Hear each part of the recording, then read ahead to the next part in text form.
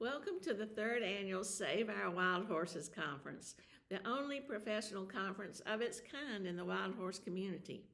Thank you to all of the grassroots members who are gathered here today for inviting me back to speak to you and for making this event possible. It's really an honor to be here with so many of you who are working so very hard to protect these icons of the West.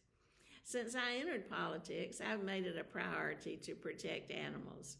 Whether it's combating illegal wildlife trafficking, ending cruel taxpayer-funded animal experiments, ensuring animals are protected during natural disasters, or defending roaming wild horses and burros, I've been enraged and engaged.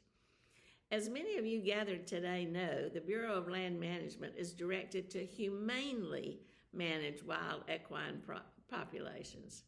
In so doing, BLM contracts directly with private companies to round up these animals at rates anywhere from $500 to $800 per equine. These contracts include helicopter operators who chase horses over long distances, creating frightening and often deadly situations. And BLM makes this a lucrative business, with the top 3 helicopter companies raking in over $36 million in taxpayers' money since 2011. Last summer, we were all absolutely horrified to see footage of a young horse escaping from a BLM pen after a roundup up in Elko County, limping away in triple-digit heat with what appeared to be a broken leg. The horse had to be put down and was needlessly chased by a helicopter. This interaction results in many wild horses being shot and killed. Ultimately, 39 horses needlessly lost their lives during the Antelope Valley Complex roundup throughout the months-long operation in the oppressive summer heat. Despite these awful and avoidable conditions, BLM continues to advocate for massive increases in wild horse removals using any brutal method that's expedient, not humane, killing over 28 horses this year alone, starting with the East Pershing Complex roundup over the holidays. Taxpayer dollars shouldn't be used to support brutal methods of gathering, especially when more humane activities and alternatives exist. That's why I introduced the Bipartisan Wild Horse and Burro Protection Act, which would eliminate the use of helicopters in BLM wild horse gathers and require the GAO to study more humane alternatives to protect these beautiful creatures, which remain a source of pride for Nevada residents. Moreover, I continue to demand accountability from BLM during every step of their herd management operations. In November 2023, I wrote a letter to BLM Director Stone Manning to express my concern about the tragic semi-truck accident that killed 7 horses en route to holding corrals in Utah.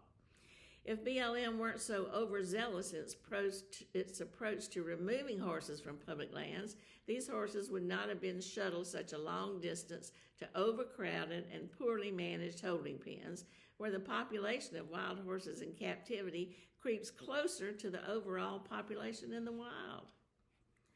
In addition, I echoed these concerns when opposing BLM's FY24 tentative wild horse and burro gather and fertility control schedule, which calls for a massive increase in horses gathered over the coming year. While the BLM plan calls for triple the number of horses gathered compared to last year, this proposal actually lowers the number of horses set to receive safe fertility treatment. This short-sighted and careless plan will inevitably lead to a massive influx of horses into overburdened and disease-ridden holding corrals, needlessly putting horses at risk. These dangers are well reflected in a recent investigation into the Fallon Off-Range Corral in northern Nevada. Last year, that facility reported a shocking 11% mortality rate of horses held in their pens, with over 100 horse deaths attributed to unknown causes. With the coming influx of horses held in captivity under BLM's 2024 plan, I'm fearful that these 267 deceased horses will certainly not be the last. When we know that more humane and cheaper alternatives are more effective at controlling equine populations, we shouldn't be focused on removing horses and holding them in these dangerous facilities indefinitely. The science continues to prove fertility control's efficacy, as a new peer-reviewed study from the Virginia Range, just outside Reno, has shown that such programs can effectively control and even lower wild horse populations, all without harming them or taking horses off the range. As the BLM advances its 2024 roundup schedule, I'll continue to fight for accountability when it comes to ensuring the off-range safety of these animals. In the meantime, I'm working with members of Congress to force BLM to responsibly and humanely manage wild horses and burros. In the fiscal year 2024 budget, my colleagues and I were successful in including language directing BLM to spend up to $11 million on fertility treatment programs. While this was a significant victory, it's vital to continue to pressure BLM to focus more of its resources in a humane and physically responsible direction for the long-term management of these populations.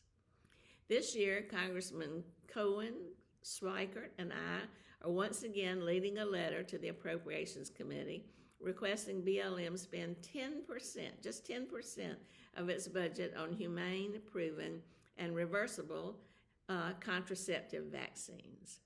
We're also requesting that appropriators instruct the BLM to study humane alternatives to the use of helicopters and the job creation opportunities that will be presented by these alternatives. We're additionally proposing language penalizing BLM for not following through on congressional directive, decreasing their wild horse and burro program budget by $100,000 every day should they fail to deliver results.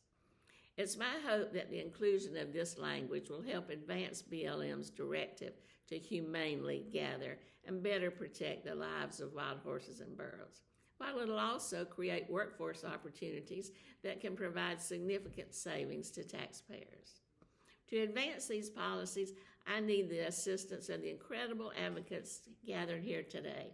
Persuade your members of Congress to sign my letter and help institute critical change of BLM's operations, meanwhile saving thousands of incredibly beautiful wild horses.